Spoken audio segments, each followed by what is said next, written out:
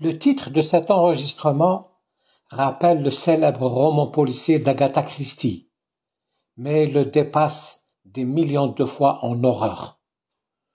Dans le roman, un homme est assassiné dans le train nommé l'Orient Express lors d'un voyage entre Marseille et Bagdad par une douzaine de personnes qui se vengent de lui pour avoir kidnappé et tué une petite fille dans le passé. Dans cet enregistrement, il est question du crime collectif que viennent de commettre une douzaine de nations parmi les plus puissantes de la planète contre l'ensemble du Moyen-Orient, hors Israël, en prenant la décision hallucinante d'installer à la tête de la Syrie une organisation islamiste djihadiste. On a tout vu dans l'histoire du monde, riche en crimes de toutes sortes et de folies de tout genre. Mais pas un acte semblable dans une région où coexistent depuis des siècles, plus souvent en paix qu'en guerre, plusieurs confessions religieuses et ethnies. À moins que l'intention ne soit, justement, de les exploser tous, une fois pour toutes, corps, biens et territoires. Une minorité sunnite a longtemps été à la tête d'un pays à majorité chiite, sans crise grave menaçant leur existence, l'Irak. Une minorité alawite a pu diriger pendant des décennies un État à majorité sunnite, à côté d'une communauté chrétienne, sans conflit majeur, la Syrie. Chiites, chrétiens et sunnites président conjointement aux destinées du Liban, non sans problème ponctuel, mais provenant pour l'essentiel de l'extérieur du Liban, d'Israël ou de Syrie. Mais aujourd'hui, c'est une entité islamiste, figurant sur la liste des organisations terroristes, qui a été imposée à la Syrie, ce qui constitue une offense infligée et une menace imposée à toutes les confessions et ethnies vivant dans la région.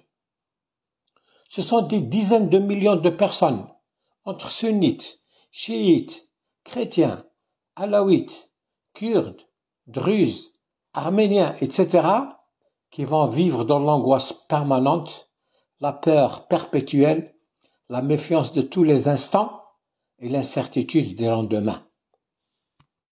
L'a-t-on fait exprès pour dynamiter les équilibres dans ces pays, terroriser leur population et les inciter à la déportation, pour plonger le monde arabe et musulman dans un processus de destruction mutuelle? Cette décision a été testée avec les talibans, auxquels on a remis le pouvoir en Afghanistan pour mieux le détruire, pour l'empoisonner avec son propre jus. Bachar al-Assad est un tyran qui n'a quitté le pouvoir qu'après avoir détruit la Syrie, assassiné des centaines de milliers de ses citoyens et pillé ses richesses. Pour cela, il doit être poursuivi et jugé. Mais pourquoi les pays arabes ne se débarrassent-ils du mauvais, le pouvoir despotique, que pour se retrouver entre les mains du pire, le pouvoir soi-disant religieux?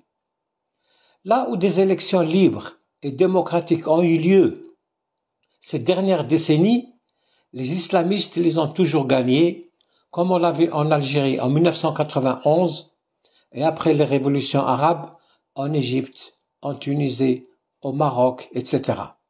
Voilà le véritable sujet auquel, pour ma part, j'ai consacré beaucoup de mes écrits depuis 1970, dont un livre intitulé « L'Algérie entre le mauvais et le pire », publié à Alger en 1997. Le nouveau cette fois, c'est que le mouvement islamiste djihadiste qui vient de prendre le pouvoir en Syrie n'est pas issu de la volonté ou du vote des Syriens. Il a été choisi par les puissances étrangères pour que la Syrie disparaisse du Moyen-Orient en tant qu'État-nation.